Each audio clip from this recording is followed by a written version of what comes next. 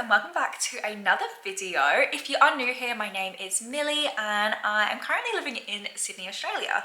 Now today I thought we could talk about things that I wish I knew before moving to Australia. So a little bit of background, a little bit of context. I am initially from London in England and I lived there for the first 20-ish or so years of my life, basically up until I went to uni, so maybe a little bit less than that. I then moved to Manchester, which is in the north of England, and I lived there for about 4 to 5 years really.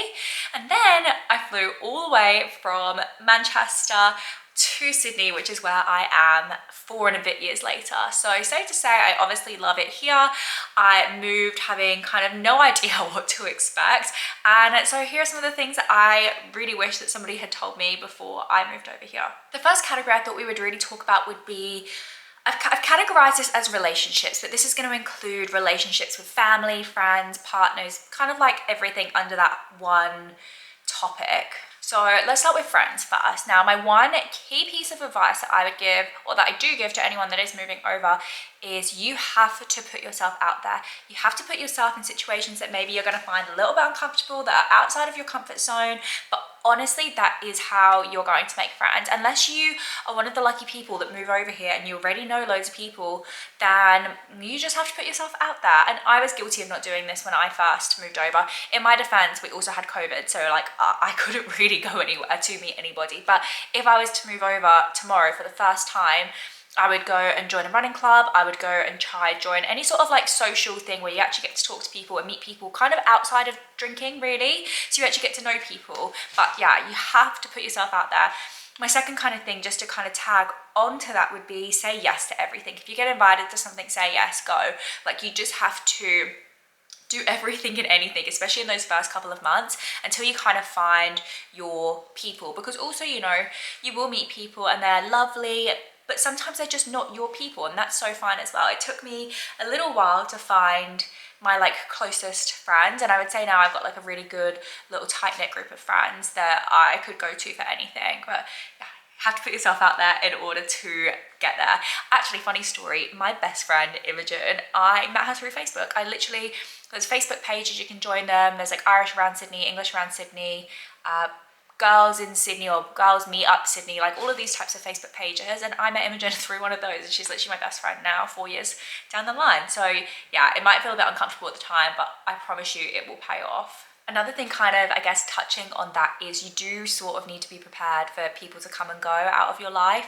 One thing I noticed initially in sort of like the first year of being here is I had this group of friends, and then everyone started moving. So a lot of people obviously that I met were also on working holiday visas at the time, and they had then moved back home or moved out of Sydney, or like whatever it is, they just kind of moved on with their lives. So there is kind of a point where you have to start again, or I had to like pretty much start again and find all new friends. So just kind of keep that in mind. Like, to be honest with you, I would say most of my friends that are out here now that are like my close-knit group of friends are all going to be in Sydney for the long term. Like that's all their plans. They want to be here for the long term. I definitely do have friends still that have just moved over here, like one of my friends from school, one of my friends from uni, and you know, they're still just quite new here, so they don't know 100% what they want to do long term. But yeah, you just kind of got to be used to the fact that people will come and go, especially if you only make friends with other people that are on work and holiday visas. And sort of talking about relationships, now I came over here with my partner, so I've never had to try date or do any of those things out there. From what my friends have said, it's not that great of an experience, but each to their own. I obviously can't comment on that because I've never had to do it. My one piece of advice is, if you are coming with a partner, is I don't want to use the word limit, but don't just tie yourself to that one person. Like, that person is already going to be your safety net, and you know it is always going to be there. But it's so important in life to have your own life outside of just your relationship, and making sure that you still spend time to do things just for you, or just for you and your friends. And not everything needs to be like the two of you joined together all the time. And I'm such a big believer in like a healthy relationship does involve time away from your partner. So my advice would be there, just make sure you're prioritizing spending time with the girls. Obviously, you know, go do things with your couple, make couple friends, but it's so important just to have like a solid group of friends behind you that can be there like no matter what. In terms of relationships with people back home, it can be challenging. I feel like you really notice who your really close friends are from back home, and you know who makes the effort to stay in touch. It definitely is difficult to really regularly stay in touch with people, like especially with the time difference, most of the time being close enough to 12 hours. It's really difficult to even find the time to, when you're both awake, so you can actually have like a flowing conversation. So what I find really key here is scheduling FaceTimes. Like, so tonight, like I've planned, I'm gonna have a FaceTime with my best friend from back home, so we're gonna have a huge catch up. And honestly, that's kind of just like the way that life works when you live overseas. Like you have to just be very scheduled, very organized, and just like know when you can plan time that you're both going to be free to talk to each other. Because honestly, it's not the same trying to WhatsApp. Like I message her, she messages me 12 hours later, I message her 12 hours later. Like it's just not the same. And I guess in speaking about that as well, obviously relationships with family, and again, this is also on my list of things that I'm trying to do more in 2024, but just making more of an effort with my family. Like I try and make sure that I FaceTime my mum at least once a week. I'll make sure I speak to like my dad and my siblings at least once a week. And to be honest with you, it never gets easier living away from home. If anything, I think it gets harder the more years that you're away from home, the more difficult it becomes. I think especially now that I've been away for so many years, and it's starting to feel a bit more sort of, you know, permanent, that I'm not going to move home to the UK. So you also have to bear these things in mind when you make that decision. But ultimately, like, your family want the best for you, they want what makes you happy, but inevitably, you know, you will feel guilty, especially if you've got like nieces and nephews. Like I've got 2 young nieces, and you definitely feel guilty when you miss, you know, parts of them growing up. Or like Stephen, my partner, he's got a really young nephew and another one on the way, and like that's, you know, it's tough when you miss out on those things. But it's kind of, it's just part of the parcel, really. You know, you get all of these amazing things from moving away, and not everything can be 100% amazing. There's always going to be downsides to everything. So definitely something to keep in mind. But I think as long as you prioritize speaking to them, or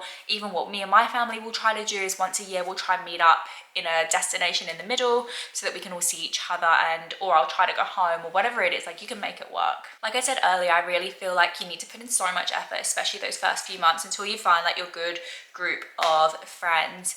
But honestly, it can take time. It is a time consuming process making friends. Bear in mind, like a lot of people are moving here from either straight out of school or straight out of uni, where you've had that same group of friends for a really long period of time, that it's strange to now be in a place where you don't know anybody. Everyone is just so friendly.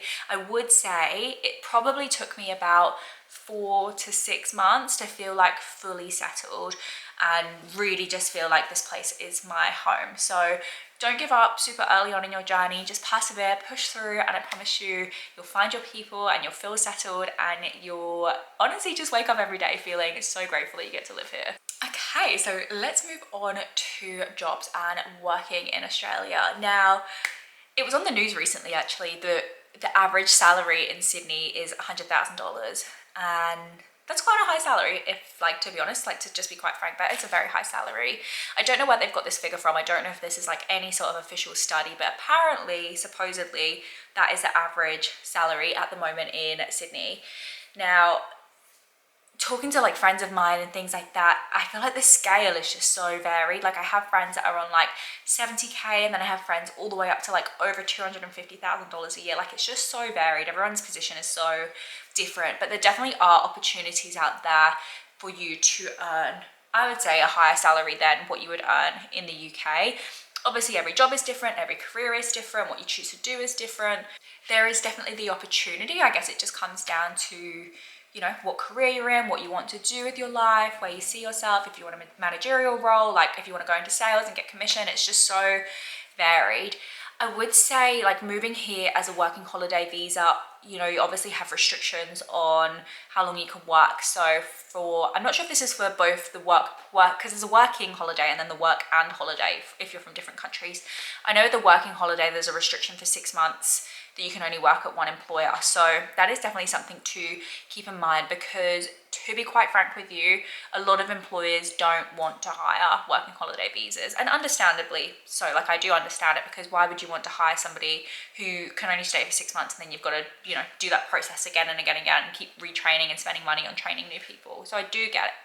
So if you are looking to come over here and you're wanting like a career type job, then it can be harder to find. I have had some friends that have struggled with finding employment because of these terms on their visas, basically. Saying that, if you are working in a field that is considered highly skilled, and Australia actually have a list called the ANSCO list of every job basically that they consider to be highly skilled, or a skill in demand, basically a skill that they need in Australia. If you're fortunate enough to have a job on that list, then your employer could potentially sponsor you in that role, and that's a great way of being able to stay in Australia a long time, you know, if you do decide that that's what you want to do in the long run. So there definitely are sponsorship options available, and I know quite a lot of people that have had sponsorships and have gone through on sponsorships, so definitely something to look at.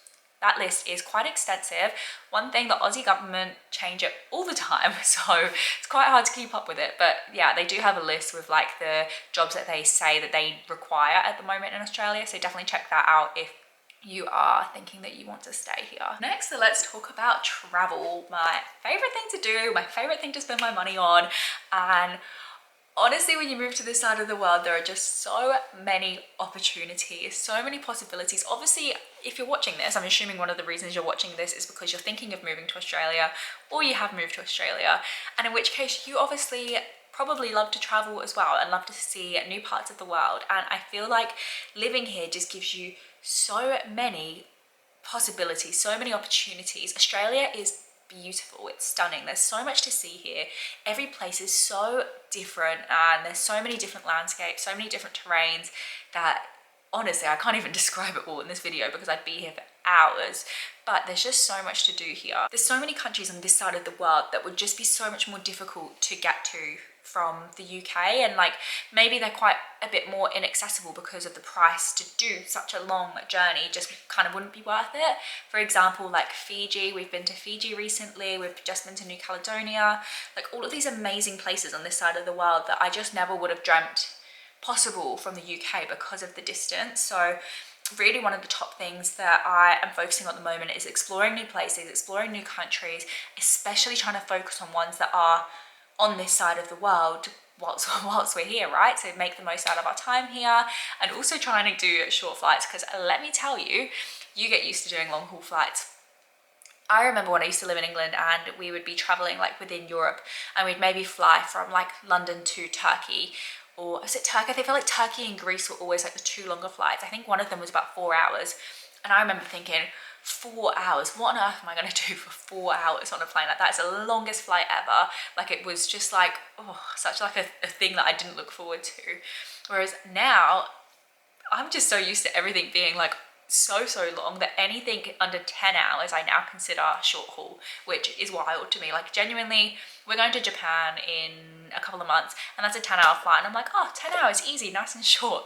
So your perspective on it changes, and you do get used to the fact that everything is now just miles away. Like to go home, it takes me probably door to door, it's like 30 hours, probably more than that even, when you consider you got to be in the airport for 3 hours before your flight. So yeah, you kind of take advantage of it where you can, in terms of like going to Fiji, New Zealand, like all of these places. Going to Asia is much closer, but when you want to go home, there is a long flight to get back. One thing I have actually noticed though, we've kind of talked about international travel, but talking about domestic travel now, I've been to every state other than Northern Territory, and I really want to go and travel around the Northern Territory, but the flights there are so expensive. I don't know what it is, but sometimes the internal, like the domestic flights within Australia are really expensive. Like I can see why so many Australians haven't traveled round and they choose to go abroad instead, because genuinely, like it's cheaper for me to fly to Bali than it is for me to fly to the Northern Territory whenever I've looked. So I don't know why it's so expensive. I mean, the flights are still long. I think it's still like a 4-hour flight to the Northern Territory, but I don't know why it's just so expensive. And then obviously, you know, when you're in these places, you're still paying Australia prices for everything, so your hotel, accommodation, etc. So it can be quite expensive to travel interstate unless you're doing like the shorter ones. Like to Queensland's pretty cheap, to Victoria's pretty cheap. But yeah, flying over to Perth, like the flights can be quite expensive. And then again, same with Northern Territory. But again, one day we will make it to the Northern Territory and we'll get to see it all. But yeah, just trying to like find the time and get that organized. But anyway, that's a future me problem. But again, like I said at the start of this little section, Australia is just so amazing, and it really just has a little bit of everything. Like, I'm just so happy that I get to call this place home. Now the weather, now this is an interesting one, because if you're from the UK, you probably, like me, thought Australia, 30 degrees all year round. And oh, I was so wrong. I remember packing my suitcase to move over here, and I literally chucked away all of my coats, all of my long sleeved anything, all my jumpers. So I was like, why would I need that? I'm going to be wearing shorts and little dresses every single day of the year. And let me tell you, it gets cold.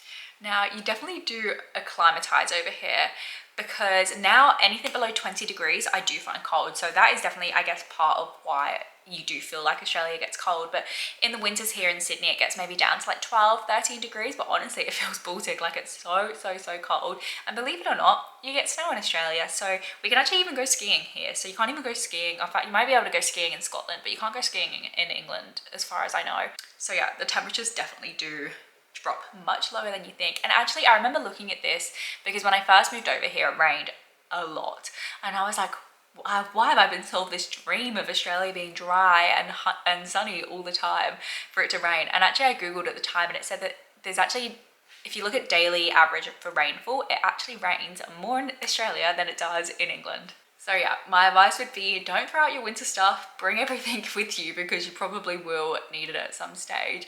And kind of on the opposite end to that would be talking about the fact that there is a hole in the ozone. Sorry, I don't know why I just picked up this pen. There is a hole in the ozone layer here, so you have to be so careful when you're out and about in the sun. So basically you just burn really quickly. So factor 50 every single day, even if you're just popping in and out, you have to wear factor 50. Like, the sun here is no joke. And honestly, I have met many people that have thought, oh, I'll be fine, I never burn when I go on holiday, I'll just wear factor 30, and within like the first week of coming here they've got really bad burns. So we don't want that. So save your skin, wear factor 50. So next, let's talk rent. And unless you've been living in a bubble, most of the world is experiencing a rental crisis, and you probably have experienced that in some sense. And Australia is no exception to that.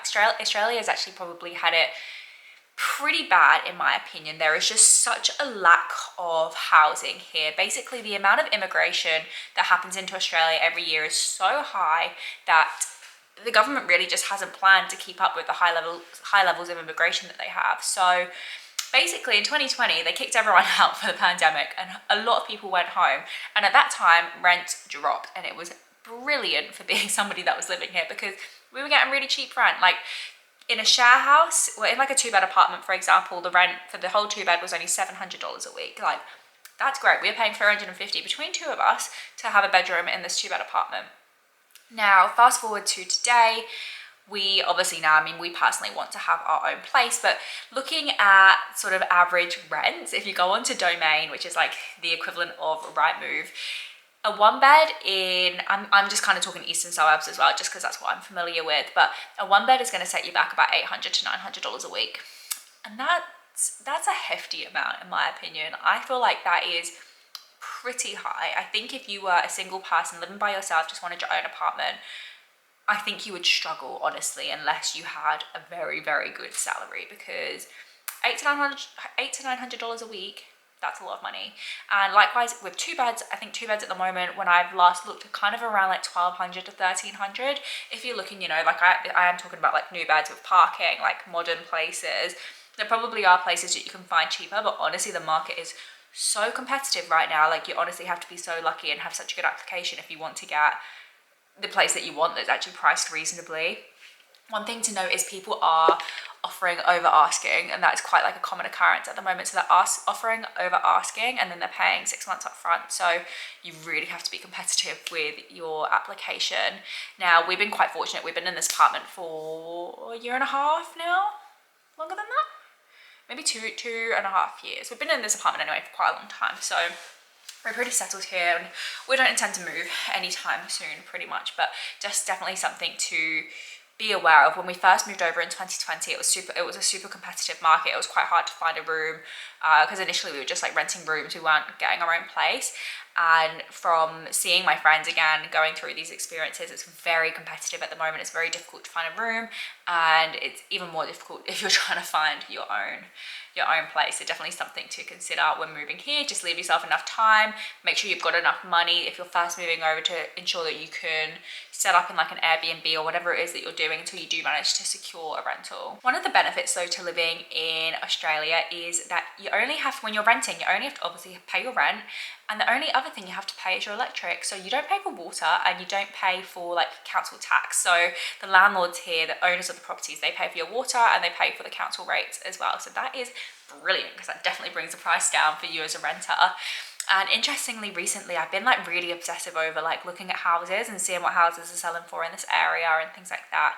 And you realistically are going to need a 20% deposit. So let's just say a one bed in the suburb that I live in the eastern suburbs, the average price for a one bed is about $1 million. So you would need a $200,000 deposit. To be honest, you probably be need to earning like $300,000 a year to even get like a reasonable mortgage if you're only putting down a 20%. Like that's how it's, honestly, it's astronomical, like it's crazy here. So something to consider if you're looking to settle down and buy a house. You need a big fat deposit and a really high income if you're going to be able to get a mortgage here and get approved for a property, really.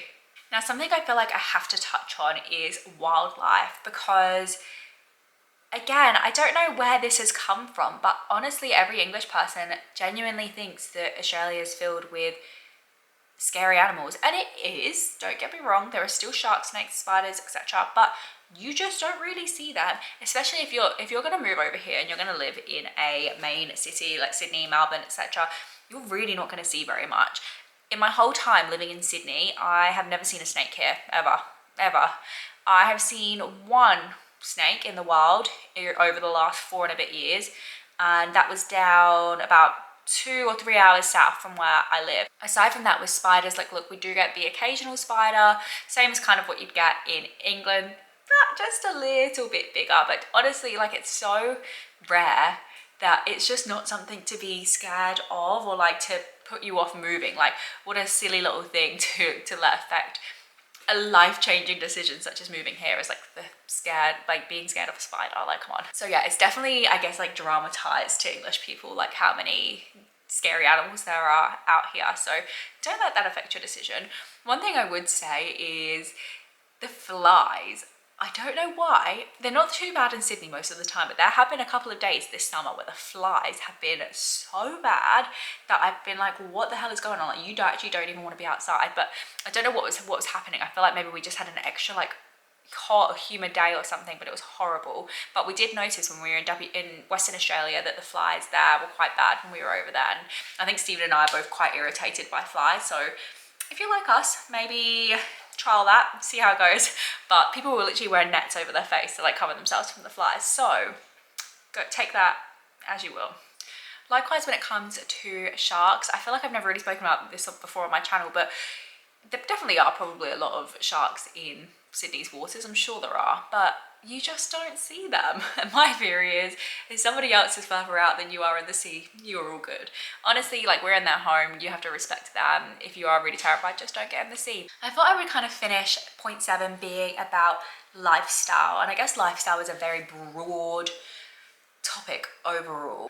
Generally, I've noticed over here that people tend to be much happier, like just overall in life, people tend to be happier. I don't hear people complain as much. Everyone is just happy, going about their day, being out and about in the sun, walking to the beach, taking the dog out, whatever it is. Like everyone here seems to be happier overall. And honestly, I would say that that's because of the sun, the sea, the blue sky, the good weather. Like, just honestly, I can't rave about Australia enough because I love it here. I'm obsessed. It's beautiful everywhere. I get to walk to the beach to go watch a sunrise at 6 a.m. Like, could you imagine trying to do that in London or Manchester? Like, I would be terrified, and you wouldn't even get one. You wouldn't even get a sunrise. So yeah, it's just like those things. That's actually another thing, just talking very briefly about safety. Australia is, in my opinion, very, very safe.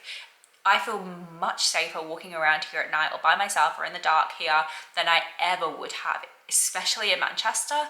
For me, Manchester felt a lot less safe than London, but I think maybe that's just because I grew up in London, so I was more familiar with it. But Sydney just feels so safe that honestly, when I go back home, I feel on edge because I feel not very safe in these places again. I've also noticed since being here that I tend to appreciate the little things more, and I feel much more grateful with my life, and I feel like I'm really putting my everything into every day and making the most out of being here, making the most out of the opportunities, not just wasting days feeling hungover. Honestly, I would say the amount of alcohol I drink has really reduced in the last year or so, and I think that's just because I just want to spend my days doing things that I enjoy and things that I love, rather than just like feeling rubbish and just not leaving the apartment all day because I feel hungover. I would also say that it seems to be a much more active lifestyle over here, which I am all for. I spend like most of my days over here in active wear, go for walks, go for a swim, go to the gym, go to Pilates, I've started running. Like, I just feel like you strive to be better. I don't know if that's a really weird thing to say, but I just feel like when you've got good weather and it's nice out, you can just really focus on being the best version of you. And I just really feel like, personally for me, I've thrived since being over here.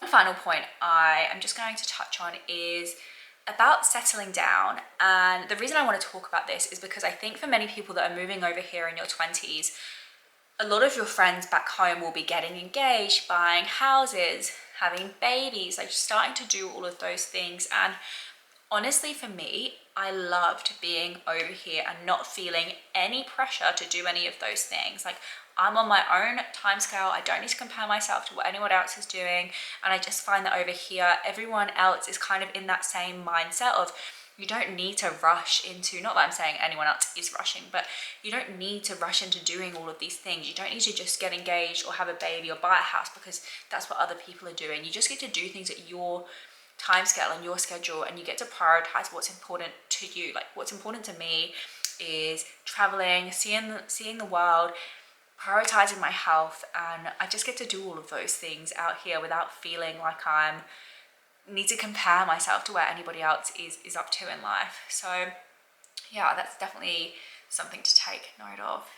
Anyway, on that note, I'm going to end this video. So if you did make it to the end, I really hope that this helped you. I wish that I had someone to like kind of talk me through everything before I moved over here. So as always, if you have any questions, just drop them down below. If you made it to the end, thank you so much for watching. If you're planning to move to Australia, do it. Promise you, you'll never regret it. And on that note, let's finish the video here. If you did like this video, please give it a thumbs up and hit the subscribe button to see more videos.